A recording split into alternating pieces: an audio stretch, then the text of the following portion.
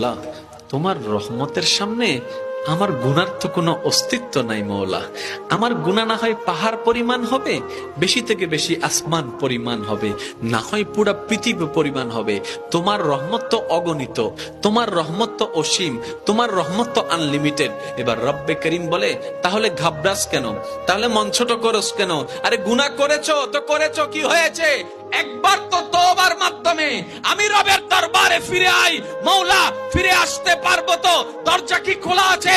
রব্বে করিম বলে, মরণের আগ পর্যন্ত, কিয়ামতের আগ পর্যন্ত, সূর্য পশ্চিম আকাশে ওঠার আগ পর্যন্ত দরজা খোলা আছে, দরজা খোলা আছে, দরজা খোলা আছে। এবার বান্দা বলে, মৌলা 24টা ঘন্টার কোন টাইমে আসলে সেই দরজা খোলা পাবো?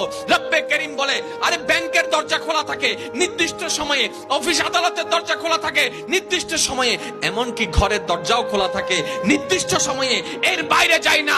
কিন্তু তোর রবের